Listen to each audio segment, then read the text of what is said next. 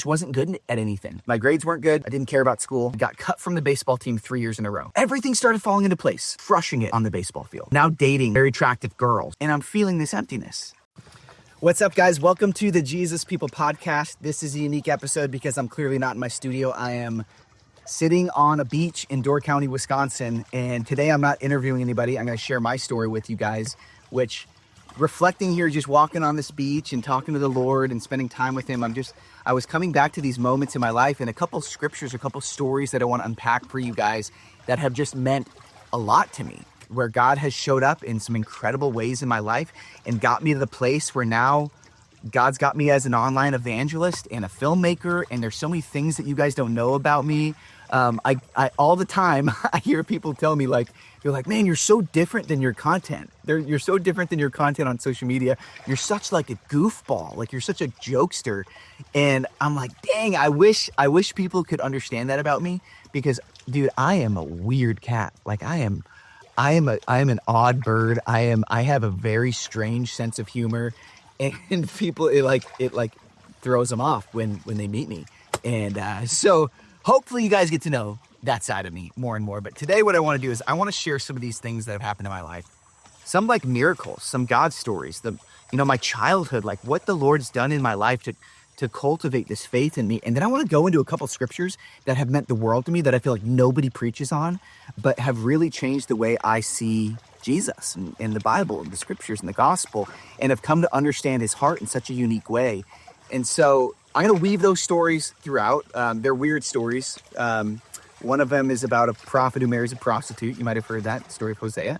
But the second one is about the great high priest, Joshua, standing in the Holy of Holies, covered in poop, in front of Jesus on the judgment seat, and Satan is at his right hand rebuking him. And people are like, that's in the Bible?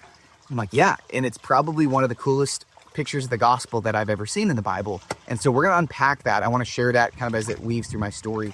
But my story is like, I think it's hard to share your story without going into your family of origin, because I think so much of who we are is shaped by the time we're like 10 years old, 15 years old.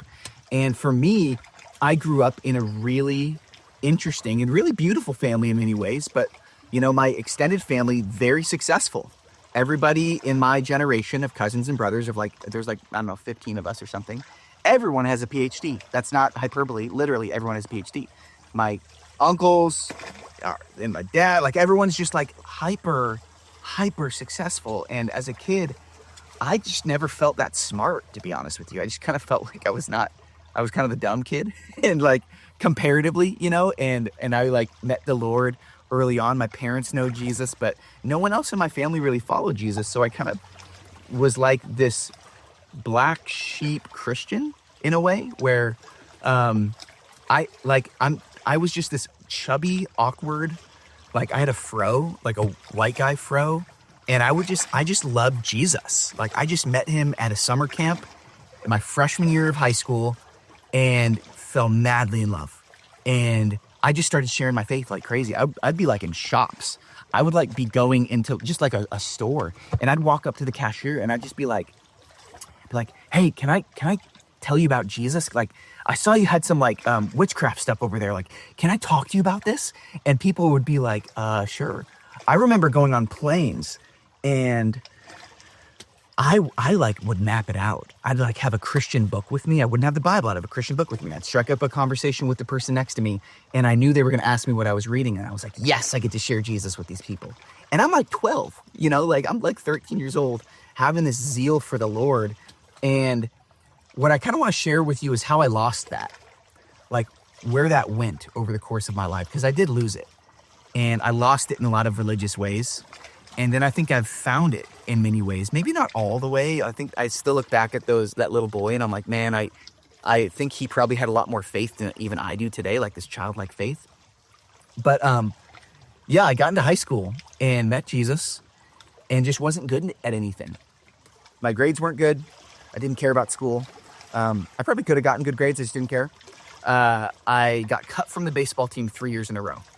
Outright cut my first 2 years, cut from varsity my junior year. So I'm playing with all the young kids. And I was just 5'2", $115, but somehow fat. and like gangly and like awkward and just like this. The girls didn't like me. I just became like kind of like a clown. Like I become this Jesus loving clown. And that kind of became my identity. Is I just found this ministry to be a part of. It's called Student Venture back then. It's now called Crew in high school. And I just like started talking about Jesus with everyone I could. And I think looking back now, and I'll get a little bit more into my story, but like I really look at some of these scriptures like in Matthew 5, where it's like, blessed are the poor in spirit, for theirs is the kingdom of God. Like, blessed are those who mourn, for they will be comforted. Blessed are the peacemakers. It's like, blessed are the meek, for they will inherit the earth. It's like all these backwards things, all this, like Jesus is saying, this is what the kingdom looks like. And it looks more like that 115-pound awkward freshman than it does this successful dude over here. And I keep coming back to that. The word the Lord has given me now in my 30s is meekness. And I'll get into what that means a little bit in my story, but it's just a complete loss of ownership of your life. It's like I have nothing. And I think that's why the meek will inherit the earth, because they just have nothing. So they'll just go for stuff. They'll just try stuff. And that was me as a high school kid. It's like, I wasn't good at baseball. It was my dream ever since I was little to play professional baseball. And here I am. I can't even make my high school team. The other thing is my brother came out of the closet and we looked like twins. So we looked identical. So we're walking down the hallway. Everyone in the school knew that's the gay kid.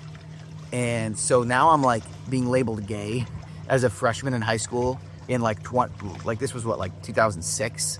Like that was not cool. Like now it might be a little bit different to come out when you're in high school. Like it's celebrated in some ways at some schools, but like when I was in high school, that was like the pinnacle of weirdness, of like not accepted. And so I'm like, don't have great friends. I'm not good at sports. I'm not getting good grades. Who am I? And it was so clear to me, like I'm a follower of Jesus. Like I love Jesus. I'm an evangelist. I would go home and I would just sit on the trampoline and I would just like look up at the sky and talk to God. And that was my high school experience. I decided I want to play baseball in college. I walked on to a Division III school, Wheaton College in Illinois, made the team, and I grew 8 inches and 40 pounds in a year. And all of a sudden was tearing it up. I was being scouted by the Cubs the next year after I'm like literally sitting on the bench in high school. Go up to the probably the second best collegiate summer baseball league in the nation with all top Division I talent like Aaron Judge, Patrick Wisdom, like all these top dudes I was playing against now in the Alaska League. And of course I sucked. I like wasn't good at all because I had never seen a 95 mile an hour fastball before in my life. I was like, what was that? But now I start to get good at stuff. I'm like, this is interesting. Girls started finding me attractive for the first time because I'm not 5'2" with a fro, you know? And so like I now am interested in school. I started like actually taking classes I wanted to take. So I'm like, maybe I'll actually study because I like this, not because I'm forced to. And so everything started falling into place. And I'll never forget coming back to the dorm room and just wondering like why, like this weird feeling that I had of emptiness. I'm at a Christian school, crushing it on the baseball field. Like I'm now dating very attractive girls, and like everything that I saw in high school in the guys where I'm like, you're the man. I'm now that guy, and I'm feeling this emptiness. And it wasn't until I ended up getting cheated on by a girl.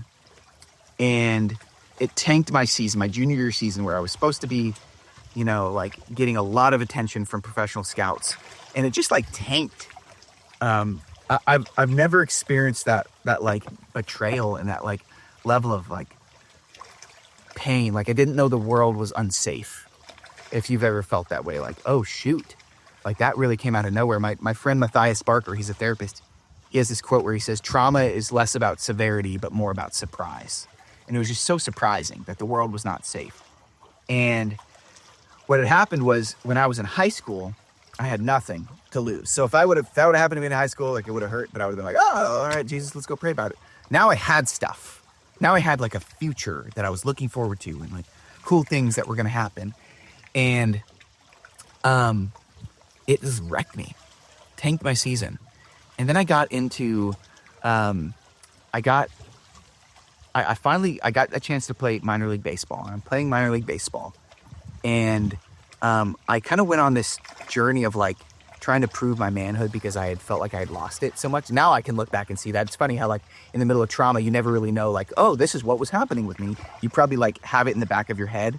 Like, oh, I'm being unhealthy right now because I just got cheated on. So I'm compensating by trying to be super masculine. And I started doing crazy stuff. Like I cold turkeyed the Chicago Marathon, had never run more than a few miles in my life. I started doing the CrossFit deal and like was doing like 600 burpees in an hour and just like stuff. Like I was training to be a Navy SEAL. I had a mentor who was a Navy SEAL. I'm like, after baseball, I'm going to be a Navy SEAL. I didn't want to be a Navy SEAL. I just wanted to prove to people that I wasn't a wimp. And I felt like a wimp. And all the stuff from my childhood too, where there was some sexual bullying, there was some weirdness that had happened kind of like in my family. All this stuff started rising to the surface that I didn't know was in there, this performative identity. And I kind of just like came to the end of myself. I remember I got released from my final baseball team. Basically, they like fired me. And so I remember going home. I had a wedding the next day and I crushed like 30 beers at that wedding just to numb out. And then just started becoming this like savage in my mind. And the whole time it was like just this misguided desire to be seen and respected and honored because I felt like the opposite. Whereas like I said in high school, couldn't have cared less. I'm like, you don't honor me? Well, whatever. I'm just the guy who loves Jesus and talks about him a lot. And what happened was I started like refinding the gospel. I told the story to Nisa in my last interview of the story of the prodigal son, where that story was set up, where the Pharisees and scribes grumbled, this man welcomes sinners and eats with them. And that word welcome in the Greek has two tenses. Dekamai is like a generic, like nice to meet you welcome. Prosdekamai is like this deep, intimate welcome, where like a soldier gets off the plane and the wife with her kids dragging their teddy bears run up to him and wrap him up and are like welcoming everything that he is. And I heard that story and I started weeping because it was like Jesus was telling me that I intimately welcome the part of you that you know is not living the right way right now. I was addicted to pornography.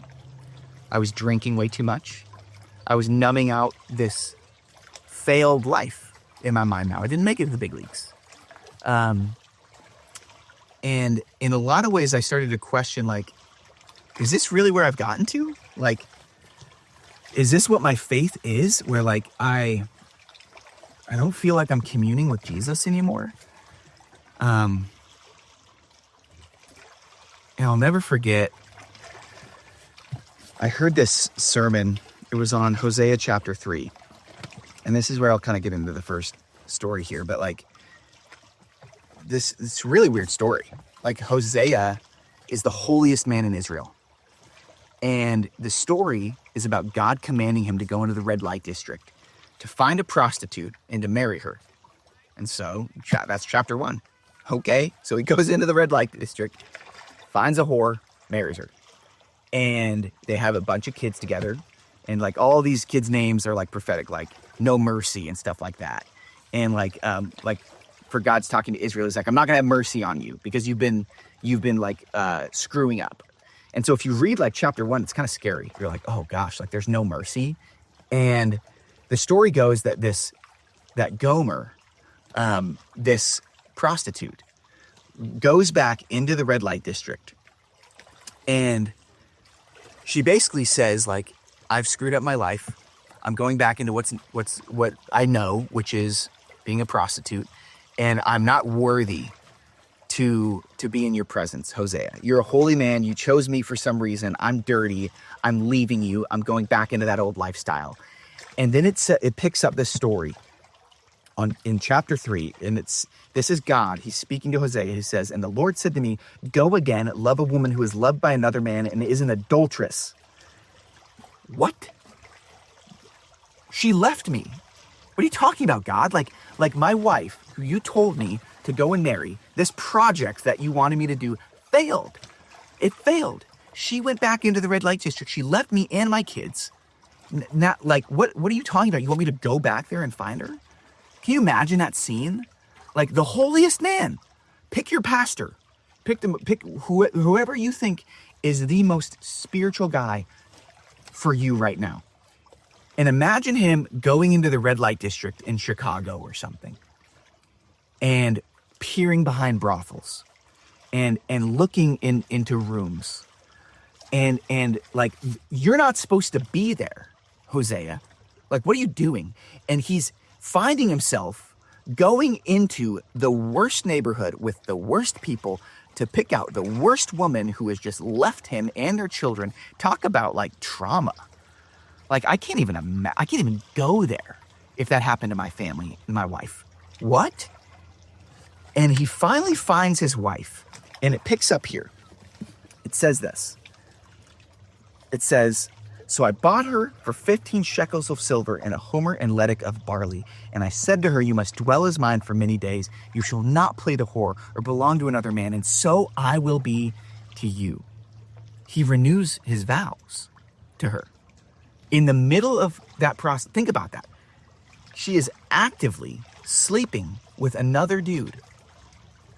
She's having potentially, or imagine this scenario. She's there like on some platform, some pedestal, and there's all these men trying to buy her, and there's her pimp right there, and Hosea goes up to the pimp, and he says, hey, that's my wife up there. Like, I need my wife to come home. And he goes, I don't care who you think that woman is, this is her price, 15 shekels of silver and a homer of barley. Now, who else got betrayed, or who else got sold for silver? Think about this. Who else in the New Testament was sold for silver? So this is a prophetic picture we're talking about here of Jesus. And imagine Hosea paying for what was already his. He hands over the money to buy back what was already his and said, what was lost now is found. And you're not going to play the whore anymore. No, you're coming home with me. And I will be the same to you. I will be faithful to you. What a crazy story. And I remember reading this. And it says here, it says, this is the crazy part, because it says, afterward the children of Israel shall return and seek the Lord their God and David their king. Who's David their king? Jesus. And they shall come in fear of the Lord and his goodness in the latter days. So we're going to fear the Lord's goodness. What does that mean? The fear of the Lord is this reverence, this honor, this holy, like, oh my goodness, how could you choose me in everything that I've done? And we're not fearing him in his wrath in the latter days, now that the veil has been torn, now that Jesus said it is finished, now that you and I have been washed clean by his blood, we're fearing his goodness. And it was like, for me, all the years that I had meandered and run, all the times of my lukewarmness, feeling like, wow, is this really what I made of my life? What he was telling me is like, I will go again and find you again and again and again. Go again. Love a woman who's loved by another man. Go again. Love a young man who keeps running to pornography, who keeps medicating with drinking. I don't know what the blank is, what you would fill in that blank. Go again, love this person. But what I can tell you is that this is a prophetic picture, because it says in the latter days this is going to happen. And no offense, you're the Gomer, and so am I. And our Hosea has come, and he's redeemed us. And when I read this story, it was like all of the desire to add up in this life, to be noteworthy and successful, it was gone in an instant. I remember running. This is a real story. I remember running through like the south side of Chicago after hearing the gospel in a new way for the first time.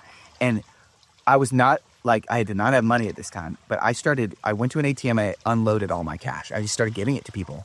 I don't know why I did that. It was weird. But this was not a safe area. And I just remember thinking, I don't need anything. I think maybe now looking back on it, maybe it was like a prophetic picture of I'm all in. I'm pushing all my chips in and I'm giving it all for you, Jesus. And I remember having this thought, I could work at McDonald's for the rest of my life and I'm fully satisfied because I've got Jesus. because I got it. I got the gospel. I would have sold anything to have him. And that's, I think, when Jesus can use you. And I went on in my life, and I went in and out of failures, like big time failures. And one of those was a film project where I had this idea. This was kind of after I was a pastor for a little while, and I decided I wanted to go in the film industry, and I had this idea, like, because I was always a wild kid. So, like, I wanted to take these wild boys right out of gangs, prison, foster care, addiction, and pair them with these wild Mustangs to tame and train over 40 days. And we did this project, and the Lord provided like millions of dollars, and an Oscar award-winning producer, and an Emmy award-winning director, because I emailed literally thousands of people saying I was an executive producer of this project. I had no idea what that term even meant. I had no clue what I was doing, but I was just a dog with a bone. Like, I'm going to show people the gospel that God pursues the wild ones, the ones who've been branded, these wild Mustangs that have been discarded, and this prophetic image of like these wild Mustangs literally in America right now. Like, they're roaming, there are tens of thousands of them roaming the Western Plains and being rounded up by helicopter and put behind bars because the federal government has protected them, so you can't kill them. But they're overpopulating, and so they're eating all the grazing land for like the cows and stuff, and the farmers are mad about it. So what do? The government rounds them up, puts a big brand on their neck, and shoves them behind a cage. And so like I saw all this, and I'm like, wow, I felt that way. I felt like it didn't fit in the church. I felt like I understand the gospel in a real way, but I kind of just want to hang out with the bad kids and like do all this crazy stuff. And like, again, my content, you probably don't see that from me, that I was like a nutcase and still am a nutcase. But yeah, I did this project, and a lot of it was like selfish ambition that I think I wanted to be like Christian famous. And it turned out amazing. Like, we started getting $1 million offers from Hollywood. And then the Lord told us to pull it from Hollywood in like dreams and visions. And I still had a loan for $250,000 on this project. That was outstanding. The minute I said, okay, Lord, I'm going to listen to your voice, and I pulled it from Hollywood, fired our agency, which was the biggest agency in Hollywood. We were being repped by the vice president. That day, a check came in the mail from the state of Alabama. They're like tax incentive program to do films in their state. Came back $252,000. And the Lord was like, you can ship it. And I started having panic attacks in the morning because I was going through these peaks and valleys of who am I? What's my identity? Am I this performative person? And then I would go back into the gospel and be that kid, that like high school kid with the backpack on, and hear the gospel afresh through like Hosea or like, you know, something in the gospels of Jesus. Like and so it wasn't this like linear thing for me. It's totally non-linear, my story. But the Lord had to like strip this project from me, and then he gave me this word. He gave me the word meekness. He started whispering it to me. Every morning I would wake up and I'd be like, Lord, what are you doing? And he kept saying, I'm doing meekness, doing meekness. And finally, I just kept hearing it so much that I just looked up this word in a Greek lexicon and about fell out of my chair. Right there, the definition of meekness meant to tame a wild Mustang. The word is praus. And I'd just done a whole film project, multi-million-dollar film project. Been on a ranch for 2 months, studying how you tame wild Mustangs. And the Lord hands me this nugget that's like, what I'm doing in you is meekness. I'm getting you into a round pen. Because here's the thing, the Greeks, in the time of Jesus, they would go into the mountains, they would find wild Mustangs, and they would tame them into war horses. And that process was called meekness. And they specifically found the wild ones, the wild Mustangs, because a wild Mustang can kill you. It's hazardous. But a tamed Mustang is the most loyal horse you can ever find. But not a lot of people take the time to tame it. And what the Lord has been doing in my entire life, of taking me in and out of success and failure and weird stuff with my family and not making it in baseball and like having this failure with this film project and then like multiple failures in ministry after that, to the point where I just start like going on these hikes being like, what do I even do anymore?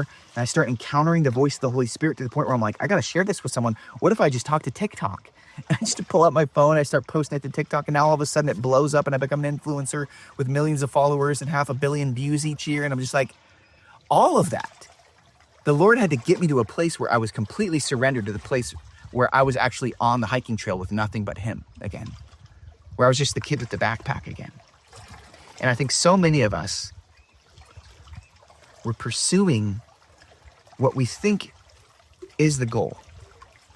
We think we want to get to the place where we're the war horse. And Jesus is like, you need multiple years in the round pen. David had to wait 15 years. Moses had to wait 30 years. Paul had to wait 3 years. Joseph had to wait multiple years, being misunderstood, falsely accused, put into prison, all these different things. And the Lord got me to this place where now I legitimately do not care what people think about me anymore. Like I've done the tour in the wilderness, the 40 years, and I've come in and out of this success. I've done the thing, in the baseball that didn't work out. I did the film thing that didn't work out. Now the Lord's redeeming all of it. Which is something that is coming soon. And here I am, like now finding myself like as this influencer with all of these views, because now all of a sudden I just handed it to the Lord and he's like, I'll 10x it. And because you don't want it anymore.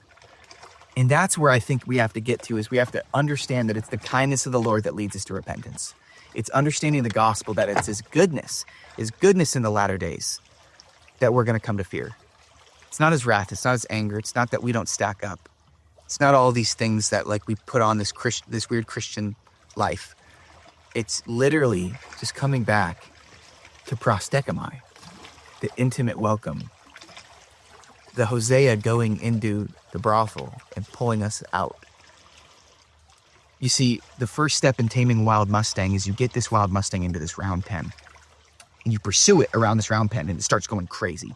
Because they're prey animals. They've got eyes on the side of their head scanning for predators. We walk in, it instinctually knows that we're a predator. We have eyes in the front of our heads attacking prey. So the question becomes, how do I get this thing that thinks I'm going to kill it to trust me? And the first step is called acknowledgement, where you pursue this Wild Mustang around this round pen. And the moment it gets curious and stops and just kind of turns its head and looks at you, you back away. You relax your posture and you just walk away from it. And you do that over and over again to the point where the Mustang thinks, the way I get this thing to do what I want to do, which is to get the heck away from me, is I just look at it. So it gets addicted to looking at you. And the craziest thing happens next. After it keeps looking at you, eventually you release the pressure, you walk away from it, and it begins to follow you. And it's a prophetic picture of Romans 2:4. It's the kindness of the Lord that leads us to repentance. And my story is a story of believing the gospel and realizing it's his kindness that has changed my life. And I don't care about anything that this world can offer, because I've tasted and seen that the Lord is good, that he's kind, that he's for me, that he's not against me. And the next story I want to share with you is the story of Zechariah. It's this really weird story. It says, then he showed me Joshua, the high priest, standing before the angel of the Lord. Anytime you see the angel of the Lord in the Bible, that's the pre-incarnate Christ. Before Jesus came on the scene in the book of Matthew, he existed from the beginning of time. He's the author of all creation. He is the word that created the whole earth. So the angel of the Lord, Jesus, Joshua is seeing the high priest, Joshua, standing before the angel of the Lord, and Satan is the prosecuting attorney standing at his right hand to accuse him. And the Lord says to Satan, and it says, now Joshua was standing before the angel clothed in filthy garments. That translated means poop. So Joshua is standing in the Holy of Holies, remember, where you had to be so clean, you're atoning for the sins of the people. The high priest, they would go through these rituals for weeks where they would have people bring them their food. They would bathe thoroughly. They would only wear pure white linens. They would prepare themselves to be pure because they didn't want to step into the Holy of Holies and have anything unclean in them, because they would just flat out die. They would literally wear bells around their ankles so that if they died in the presence of the Lord, the Almighty, someone could just hear that the bell stopped, and then they could just they had also a rope attached to their leg so they could just pull them out, because this is how holy God is. And so this is a nightmare Zechariah is having of this scene, the Day of Atonement, where he's atoning for the sins of the people, and Joshua is there covered in poop, and Satan's there look at your boy. He's covered in poop. He's unholy in your sight. Kill him. And Jesus, it says this is crazy. Goes on, it says, and the angel said to those who were standing before him, or it says earlier, the Lord rebuke you, Satan. The Lord rebuke you, who has chosen Jerusalem, rebuke you. And he said to those standing before him, remove the filthy garments from him. Behold, I have taken your sin away from you, and I will clothe you with pure vestments. And he put a clean turban on his head. The picture here is that no matter how dirty you look standing before the Lord, it's his kindness that leads you to change your life. It's his kindness that is your salvation. He is the judge, and you deserve hell, but you get heaven. The goal of the gospel is not to make bad people good. It's to make dead people alive.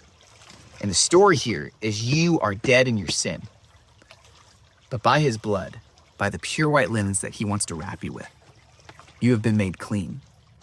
And it's nothing you did. It's the judge stepping off the judgment seat to take the punishment you deserve.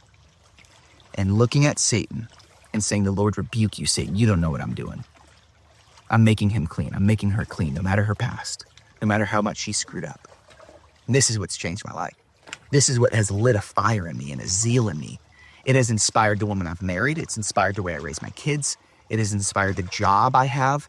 It inspires everything because it is the most important truth that anyone could ever believe. That while we were still sinners, Christ died for us. While we were standing in the Holy of Holies in front of a holy God, covered in our sin, covered in poop, he gets down and he rebukes Satan and he wraps you in pure white linens. And when he said it is finished, he gave you access to those pure white robes to be called a child of God. And that's my story. And that's what I'm trying to live every day. I'm not perfect by any means. I screw up all the time. And I have not arrived. Like I said, this has been non-linear. This hasn't been like a trajectory, like bad, good, like sinner, holy now.